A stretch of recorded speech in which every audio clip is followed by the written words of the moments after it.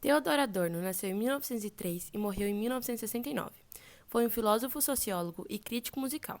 Nasceu em Frankfurt, na Alemanha, em uma família de elite. Adorno era considerado um estudioso. Seu objetivo com a filosofia e a sociologia era cobrir as lacunas deixadas por filósofos anteriores, como Edmund Husserl, Karl Marx e Lukács. Sua magnus opus, que seria sua obra-prima, foi Dialeto do Esclarecimento, que era uma crítica ao capitalismo industrial. Adorno considerava o capitalismo uma espécie de praga e o relacionava com uma religião. Ele via as pessoas à sua volta tratando o dinheiro como uma ação de possuir algo muito importante. Ele dizia que a consciência universal está impregnada pelo caráter moral de possuir, a bárbara religião do sucesso dos dias de hoje. Em 1930, foi recrutado para a Escola de Frankfurt, que tinha o objetivo de estabelecer um parâmetro social com base em uma releitura do marxismo. Como entender os problemas trazidos pelo capitalismo moderno? Em 1933, por conta do nazismo, Adorno e a escola se mudaram para Nova York. Em 1955, com a volta da escola de Frankfurt para a Alemanha, ele se torna o novo diretor da escola, nos mostrando o quão importante ele foi para os estudos sociais. Sua morte chegou em 1969 por problemas cardíacos. O contexto em que Adorno vivia influencia muito para seu pensamento e como podemos acompanhar sua concepção da sociedade contemporânea. Ele viveu a época pré-guerra na Alemanha e a reconstrução pós-guerra, presenciando a catástrofe do mundo e sua tentativa de juntar os pedaços.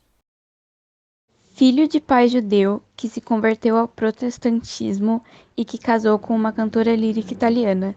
Seu pai era um comerciante de vinhos bem-sucedido, deu a Adorno condições de estudar em escolas de prestígio. Como estudante, sempre ocupou lugares de destaque, seja na infância à vida adulta. Era um aluno de referência nas escolas. Teve a oportunidade de estudar com um filósofo da família, Krakauer, que semanalmente visitava a casa de Adorno e cobrava dele as leituras do livro A Crítica da Razão Pura de Kant, que anos depois aponta que devia mais às leituras de que fez quando jovem do que aos seus professores universitários. Aos 20 anos, conheceu dois homens que acabaram se tornando seus grandes parceiros intelectuais e amigos, Max Meyer e Walter Benjamin. Sua formação universitária também foi exemplar. Estudou na escola de Frankfurt e lá se dedicou ao estudo de filosofia, musicologia, psicologia e sociologia, demonstrando que, para Adorno, a compreensão do fenômeno humano não poderia se dar por um único viés. Terminou seus estudos apresentando uma tese, em 1924, chamada A Transcendência do Objetivo, na Fenomenologia de Husserl. Isso foi importante, pois demonstra que sua base epistemológica está na discussão neocantiana. Adorno seguiu seus estudos, tentou ingressar no Instituto de Pesquisa Social, que depois ficou conhecido como Escola de Frankfurt, com essa tese, mas foi negado, pois o consideraram pouco marxistas, o que o ajudou a fundamentar um de seus pensamentos, a alienação política. As pessoas colocam em caixas, passando por uma massificação. Adorno retornou à Alemanha em 1949, reassumindo sua cadeira de filosofia na universidade, e participou intensamente da vida política e cultural do país. Após dar aulas por alguns anos em Frankfurt, Adorno teve que fugir do regime nazista, emigrando para Paris, e depois para a Inglaterra, onde deu aulas de filosofia na Universidade de Oxford. Em 1937, se casou com Gretel Adorno, uma química intelectual alemã, e foi para os Estados Unidos, seguindo a Escola de Frankfurt, onde colaborou decisivamente com o Instituto, reconstituído por seus fundadores na Universidade de Colômbia. Exerceu o cargo de diretor musical do setor de pesquisas da Rádio Princeton. Foi vice-diretor do projeto de pesquisa sobre a discriminação social da Universidade da Califórnia, em Berkeley, onde ficou fascinado e repelido pela cultura do consumo. Adorno é um dos intelectuais da chamada teoria crítica. Produziu uma intelectualidade extremamente importante quando foi discutir as questões de tecnologia e modernidade.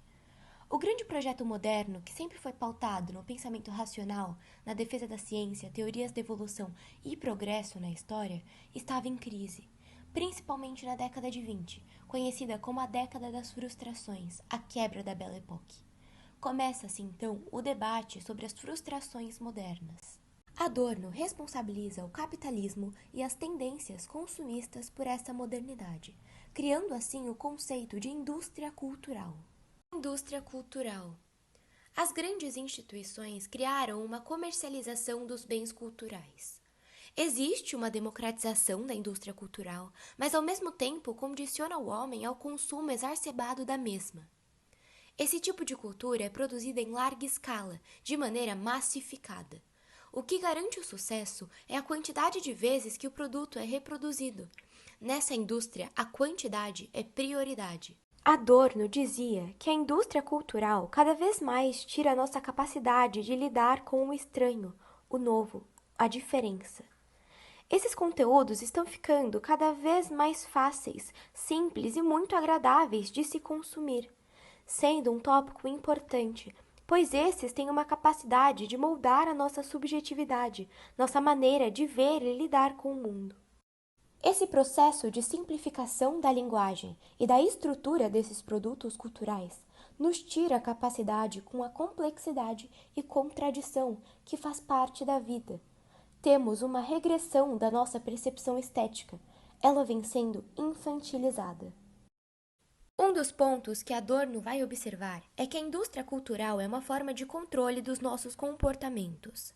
Ele vai dizer que a nossa sociedade é podada e controlada no sentido que estudamos a semana inteira, e o entretenimento da indústria cultural vem como o que ele chama de relaxamento organizado dos costumes, ou seja, uma forma de relaxamento diante das tensões e preocupações desse sistema social. Não há rebeliões, não analisamos os problemas, não notamos os erros desse sistema. Em outras palavras, criou-se uma forma de nos anestesiar da realidade. A nossa vida hoje em dia, diante da massificação, se tornou uma vida danificada. Adorno diz que a nossa subjetividade vai se formar de maneira frágil. Somos seres que não conseguimos mais lidar com as tensões da realidade, pois sempre existe algum produto para nos tirar dessa realidade ruim. Algo no mercado do entretenimento que diz, no final vai ficar tudo bem. Algo que nos dá esperança. Por isso, Theodore vai dizer que uma arte autêntica precisa provocar esses tensionamentos, esse mal-estar, para a cultura se tornar um processo educativo, de formação de uma subjetividade que saiba lidar com as tensões do mundo. Adorno faz essa análise pois ele vive em um período de avanço do nazismo e também do comunismo stalinista. Isso vem como uma espécie de alerta para entendermos como esses fenômenos políticos não surgem do nada. Já existe um território sendo produzido para que esses discursos autocratas ganhem espaço. Vale ressaltar que antes, uma característica da modernização era o controle da natureza e fazer dela um instrumento. Adorno nos condiciona a seguinte ideia, que a razão instrumental, agora, ao invés de servir para ser um instrumento para o ser humano de liberdade e autonomia, virou um mecanismo de controle. Essa razão instrumental seria todas as técnicas que o desenvolvimento moderno construiu para tirar o homem dessa condição. A grande contribuição de Adorno é pensar que o projeto iluminista fracassou.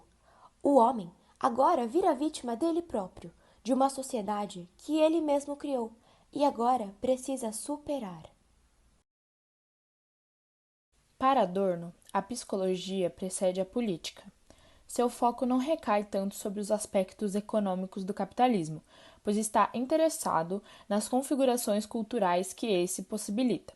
Vale destacar que Adorno acreditava que a cultura possuía uma missão mais nobre, tal como os intelectuais, únicos capazes de modificar a sociedade. Principais obras: Dialética do Esclarecimento.